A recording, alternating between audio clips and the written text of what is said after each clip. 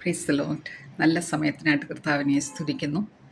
ഞാൻ എടുത്തിരിക്കുന്നതായിട്ടുള്ള വേദഭാഗം യോഹന്നാൻ എഴുതിയ സുവിശേഷം അതിൻ്റെ 4-ാമത്തെ അധ്യായം.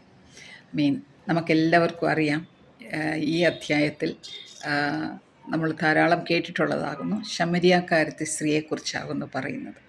നമുക്ക് കാണുവാനായിട്ട് സാധിക്കുന്ന ഒരു സ്ത്രീയുടെ കാരണം കൊണ്ട് ഹല്ലേലൂയ, ഒരു പട്ടണം മുഴുവൻ യേശുവിൻ്റെ അടുക്കിലേക്ക് കടന്നു വന്ന ദൈവമക്കളായി തീരുന്നതായിട്ടുള്ള ഒരു സംഭവമാകുന്നു ഇവിടെ പറയുന്നത്. അതുകൊണ്ട് നമ്മൾ സ്ത്രീകളെ വളരെ കെയർഫുള്ളായിട്ട് നമ്മളിത് ലിസൺ ചെയ്യണം, ഇത് പഠിക്കണം, സ്വന്തമായിട്ട് പഠിക്കണം. ഇതിൻ്റെ അകത്ത് ഓരോ സ്റ്റെപ്പ് ബൈ സ്റ്റെപ്പ് എങ്ങനെയാണ് കർത്താവിനെ കൂടുതലായിട്ട് ഈ ശമരിയക്കാരി സ്ത്രീ മനസ്സിലാക്കിയതെന്നും അവസാനം യേശുവിനെ രക്ഷകനായിട്ട് ആ സ്ത്രീ സ്വീകരിക്കുകയും അനേകർ കർത്താവിൻ്റെ മക്കളായി തീരുകയും ചെയ്തത് നാം കാണുന്നു. ഇവിടെ യേശു കർത്താവ് യഹൂദദേശം വിട്ട്, അതിൻ്റെ 3-ാമത്തെ വാക്യം മുതൽ പറയുന്നത്, യഹൂദദേശം വിട്ട് പിന്നെയും ഗലീലയ്ക്ക് യാത്രയായി. യഹൂദദേശത്ത് നിന്ന് ഗലീലയ്ക്ക് കർത്താവായ യേശു ക്രിസ്തു യാത്ര ചെയ്യായിരുന്നു.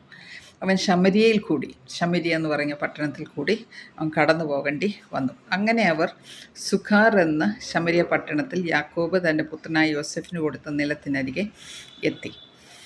അവിടെ യാക്കോബിന് ഒരു ഉറവുണ്ടായിരുന്നു. യേശു വഴി നടന്ന് ക്ഷീണിച്ചിട്ട് ഉറവിനവിടെ അരികെ ഇരുന്നു. ഇപ്പോൾ ഏകദേശം 6 മണി നേരമായിരുന്നു. അവിടെ ഇരുന്നപ്പോൾ ഒരു ശമരിയക്കാരി സ്ത്രീ അവിടെ വെള്ളം കോരുവാനായിട്ട് താഴോട്ട് വായിക്കുന്നുണ്ടേ. നമ്മൾ എല്ലാവരും ഈ 4-ാമത്തെ അധ്യായം മുഴുവൻ വായിക്കണം.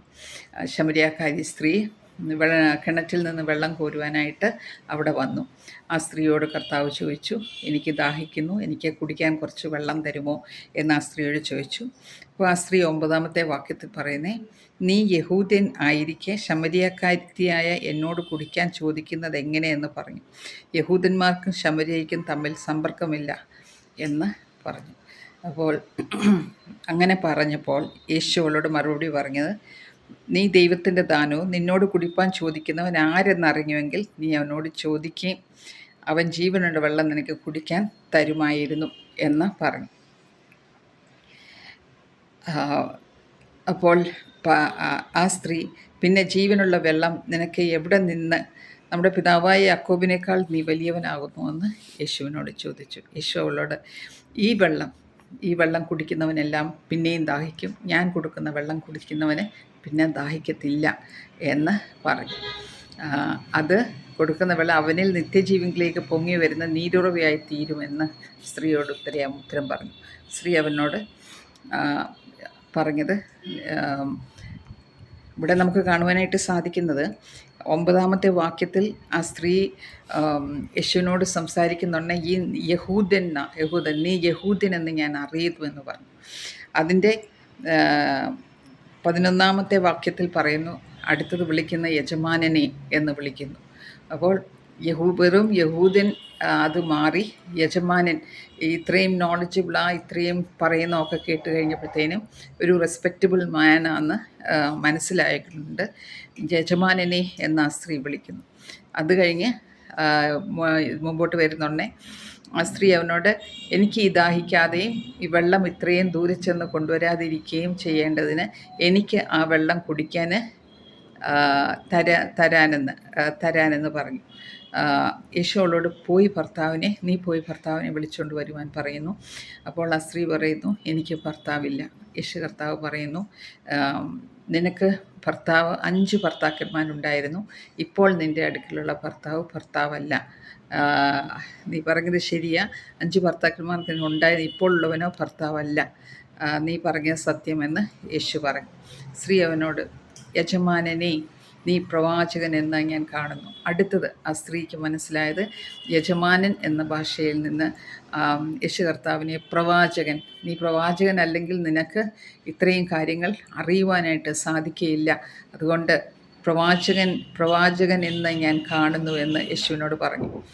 തങ്ങളുടെ പിതാക്കന്മാർ ഈ മലയിൽ നമസ്കരിച്ചു വന്ന് നമസ്കരിക്കുന്ന സ്ഥലം യെരൂശലേമിലാകുന്നു എന്ന് നിങ്ങൾ പറയുന്നുവെന്ന് പറഞ്ഞു. യേശു അവളോട് പറഞ്ഞത്, സ്ത്രീയെ, എൻ്റെ വാക്ക് വിശ്വസിക്കുക, നിങ്ങൾ പിതാവിനെ നമസ്കരിക്കുന്നത്, പിന്നെ ഇവിടെ നമുക്ക് കാണുവാനായിട്ട് സാധിക്കുന്നത് പിതാവിനെ നമസ്കരിക്കുന്ന കാര്യമാകുന്നു പറയുന്നത്. ഈ മലയിലുമല്ല ആ മലയിലുമല്ല, ഹല്ലേലൂയ, എന്നുള്ള നാഴിക വരുന്നു. നിങ്ങൾ അറിയാത്തതിനെ എല്ലാം നമസ്കരിക്കുന്നു, ഞങ്ങളോ അറിയുന്നതിനെ നമസ്കരിക്കുന്നു. രക്ഷ യഹൂദന്മാരുടെ ഇടയിൽ നിന്നല്ലോ വരുന്നത്. സത്യനമസ്കാരികൾ പിതാവിനെ ആത്മാവിലും സത്യത്തിലും സ്തുതിക്കുന്ന നാഴിക വരുന്നു, ഇപ്പോൾ അത് വന്നുമിരിക്കുന്നു. അപ്പോൾ ആ സ്ത്രീയോട് യേശു പറയുകയാകുന്നു ഈ കാര്യങ്ങളെല്ലാം. അപ്പോൾ ഇതെല്ലാം കേട്ടിട്ട് ദൈവ ആത്മാവാകുന്നു, അവനെ നമസ്കരിക്കുന്നവൻ ആത്മാവിൽ എങ്ങനെ ആരാധിക്കണമെന്ന് ആ സ്ത്രീയെ പഠിപ്പിച്ചു കൊടുക്കുകയാകുന്നു. ദൈവം ആത്മാവാകുന്നതുകൊണ്ട് ദൈവത്തെ ആത്മാവിലും സത്യത്തിലും ആരാധിക്കണം, നമസ്കരിക്കണം. സ്ത്രീ അവനോട് ഉടനെ ഇത് കേട്ട് കഴിഞ്ഞുടനെ ആ സ്ത്രീ ഉടനെ, ആദ്യം യഹൂദനായിരുന്നു, പിന്നെ യജമാനൻ എന്ന പേര്, അത് കഴിഞ്ഞിട്ട് പ്രവാചകൻ എന്ന് മനസ്സിലാക്കി. ഇവിടെ അമീൻ ഹല്ലേലൂയ, ഇവിടെ 25-ാമത്തെ വാക്യത്തിൽ സ്ത്രീ അവനോട് മശിഹ എന്ന് വെച്ച് കഴിഞ്ഞാൽ ക്രിസ്തു വരുന്നു എന്ന് ഞാൻ അറിയുന്നു, അവൻ വരുമ്പോൾ സകലവും അറിയിച്ചു തരുമെന്ന് യേശു അവളോട്, നിന്നോട് സംസാരിക്കുന്ന ഞാൻ മശിഹ എന്ന് പറഞ്ഞു. അവസാനം പ്രവാചകനിൽ നിന്ന് മശിഹ, യേശു കർത്താവ് മശിഹ എന്ന് അവൾക്ക് മനസ്സിലാകുവാനായിട്ട് സാധിച്ചു. അത് കഴിഞ്ഞിട്ട് നമുക്ക് കാണുവാനായിട്ട് സാധിക്കുന്നത്, ഇവൾ 39-ാമത്തെ വാക്യത്തിൽ പറയുന്നത്, അതിൻ്റെ 28-ാമത്തെ വാക്യം, അനന്തരം സ്ത്രീ പാത്രം വെച്ചിട്ട് പട്ടണത്തിൽ ചെന്ന് ജനങ്ങളോടെല്ലാം എന്ത് ചെയ്തു? ആ സ്ത്രീ അറിഞ്ഞ സത്യം, അവൾ അനുഭവിച്ചതായിട്ടുള്ള ആ സത്യം, അവൾ അനുഭവിച്ചതായിട്ടുള്ള നന്മ മറ്റുള്ളവരിലേക്ക് പകർന്നു കൊടുക്കുവാനായിട്ട് അവിടെ പാത്രം വെച്ചിട്ട് ഓടി പട്ടണത്തിലേക്ക് ചെന്ന് അവിടെ കണ്ട എല്ലാ മനുഷ്യരോടും അവൾ പറഞ്ഞു. എന്തുവാ പറഞ്ഞ കാര്യം? മനുഷ്യനെ പറഞ്ഞു, പാത്രം വെച്ച് ഞാൻ ചെയ്തതൊക്കെയും എന്നോട് പറഞ്ഞ ഒരു മനുഷ്യനെ നിങ്ങൾ വന്ന് കാൺമീൻ, അവൻ പക്ഷേ ക്രിസ്തു ആയിരിക്കുമോ എന്ന് പറഞ്ഞു. ആമീൻ. അത്രയും മാത്രമേ പറഞ്ഞുള്ളൂ. ഞാൻ ചെയ്തതെല്ലാം എന്നോട് പറഞ്ഞ ഒരു മനുഷ്യനെ ഞാൻ നിങ്ങൾക്ക് കാണിച്ചു തരാം.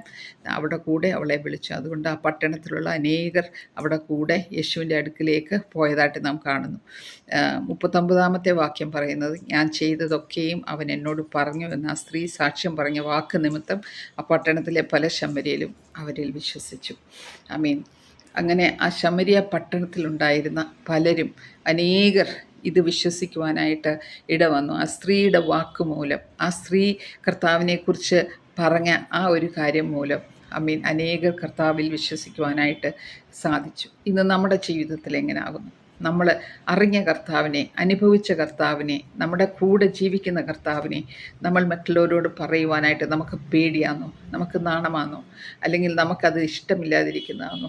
നമ്മൾ ഈ ശമരിയക്കാരി സ്ത്രീ പറഞ്ഞതുപോലെ, ഞാൻ കണ്ട യേശുവിനെ, ആമീൻ, യജമാനൻ എന്ന്, യഹൂദൻ എന്ന് തുടങ്ങി വെറും ഒരു മനുഷ്യനെന്നായിരുന്നു ആദ്യം ഞാൻ വിചാരിച്ചിരുന്നത്. എന്നാൽ അവനെ പിന്നെ മനസ്സിലായി യഹൂദ്യനാകുന്നു, അത് കഴിഞ്ഞിട്ട് മനസ്സിലായി പ്രവാചകനാകുന്നു, അത് കഴിഞ്ഞിട്ട് മനസ്സിലായി മശിഹായെന്ന്. അതുകൊണ്ട് നമ്മൾ നമ്മുടെ ജീവിതത്തിൽ യേശു കർത്താവിൻ്റെ രക്ഷകനാകുന്നു എന്ന് നമ്മൾ മനസ്സിലാക്കി കഴിഞ്ഞ് ഉടനെ ഈ സ്ത്രീ ആ പട്ടണത്തിലേക്ക് പോയി, വന്ന് കാൺമീൻ, ഞാൻ ചെയ്തതൊക്കെയും എന്നോട് പറഞ്ഞ ഒരാളെ ഞാൻ കാണിച്ചു തരാം, ഒരു പക്ഷേ ആ മനുഷ്യൻ ക്രിസ്തു ആകുന്നുവെന്ന് സംശയം പറഞ്ഞു. അപ്പോൾ ആ പട്ടണത്തിലുണ്ടായിരുന്ന എല്ലാവരും ആമീൻ ഇറങ്ങിപ്പോയതായിട്ട് നാം കാണുന്നു. ഇവിടെ ഞാൻ ചെയ്തതൊക്കെ അവൻ എന്നോട് പറഞ്ഞ സ്ത്രീ സാക്ഷ്യം പറഞ്ഞ ആ വാക്യം നിമിത്തം അനേക പട്ടണത്തിലുണ്ടായിരുന്ന അനേക മനുഷ്യർ കർത്താവിൻ്റെ അടുക്കിലേക്ക് വന്നു, കർത്താവിൽ വിശ്വസിക്കാൻ തുടങ്ങി. അങ്ങനെ ശമര്യർ അവൻ്റെ അടുക്കൽ വന്ന് തങ്ങളോട് കൂടെ പാർക്കണമെന്ന് അവനോട് പറഞ്ഞു. 2 ദിവസം അവിടെ പാർത്തു. അനേകർ കർത്താവിൻ്റെ മക്കളായി. എന്നിട്ട് പറഞ്ഞു, ഇനി നിൻ്റെ വാക്കുകൊണ്ടല്ല, ആ സ്ത്രീയോട് പറഞ്ഞു, ഇനി നിൻ്റെ വാക്കുകൊണ്ടല്ല ഞങ്ങൾ വിശ്വസിക്കുന്നത്, ഞങ്ങൾ തന്നെ കേൾക്കുകയും അവൻ സാക്ഷാൽ ലോകരക്ഷിതാവെന്ന് അറിയുകയും ചെയ്തിരിക്കുന്നു എന്ന് സ്ത്രീയോട് പറയും. അതുകൊണ്ട് ഇത്ര വലിയ ഒരൊറ്റയൊരു സ്ത്രീ മുഖാന്തരമാകുന്നു. അവൻ ശമര്യയിൽ ഒരു നന്മ ചെയ്തു. എനിക്ക് കുടിക്കാൻ വെള്ളം തരുമോ എന്ന് യേശു കർത്താവ് ചോദിച്ചു. ശമര്യക്കാരത്തി സ്ത്രീ ആ ഒരു നന്മ കർത്താവിന് ചെയ്തു കൊടുത്തു. അവൾ വെള്ളം കൊടുക്കുവാനായിട്ട് തയ്യാറായിരുന്നു, അവിടെ നിന്ന് സംസാരിക്കുവാൻ തയ്യാറായിരുന്നു, യേശു കർത്താവ് പറഞ്ഞതെല്ലാം ഏറ്റെടുക്കുവാനായിട്ട് തയ്യാറായിരുന്നു. ആ പറയുന്നതെല്ലാം മനസ്സിലാക്കി ഏറ്റെടുത്തുകൊണ്ട് അത് മനസ്സിലായപ്പോൾ യഹൂദനെന്നും യജമാനെന്നും പ്രവാചകനെന്നും മശിഹ എന്നും നമ്മുടെ കർത്താവ് മശിഹ എന്ന് അവിടെ ജീവിതത്തിൽ മനസ്സിലായപ്പോൾ അവൾക്ക് മനസ്സിലായത് യെരമ്യാ ആ പട്ടണത്തിലേക്ക് ചെന്ന് മറ്റുള്ളവരോട് പറഞ്ഞ് അനേകരെ കൂട്ടിക്കൊണ്ടുവന്ന് അവർ കർത്താവിൽ വിശ്വസിക്കുകയും ആമീൻ ഹല്ലേലൂയ ഇനി നീ പറയുന്ന വാക്ക് നിമിത്തമല്ല, ഞങ്ങൾ ഞങ്ങളുടെ ജീവിതത്തിൽ അനുഭവിച്ചറിഞ്ഞതാകുന്നു ഇത് കർത്താവാകുന്നു എന്ന് സാക്ഷാൽ ലോകരക്ഷിതാവ് എന്ന് അറിയുകയും ചെയ്തിരിക്കുന്നുവെന്ന് സ്ത്രീയോട് പറഞ്ഞു. അതുകൊണ്ട് നമ്മുടെ ജീവിതത്തിൽ നമുക്കറിയാവുന്ന നമ്മുടെ കർത്താവിനെ ആമീൻ നമ്മൾ മറ്റുള്ളവരിലേക്ക് പകർന്നു കൊടുക്കുവാൻ, കർത്താവ് നമുക്ക് ചെയ്ത ഉപകാരങ്ങൾ, കർത്താവ് നമുക്ക് ചെയ്ത അനുഗ്രഹങ്ങൾ എത്രയോ ആകുന്നു. നമ്മൾ അറിഞ്ഞ കർത്താവിനെ മറ്റുള്ളവരിലേക്ക് പകർന്നു കൊടുക്കുവാൻ ഈ ദിവസങ്ങളിൽ കർത്താവ് നമുക്ക് കൃപ തരട്ടെ. ഈ വചനങ്ങളാൽ കർത്താവ് നമ്മെ അനുഗ്രഹിക്കട്ടെ. Praise the Lord.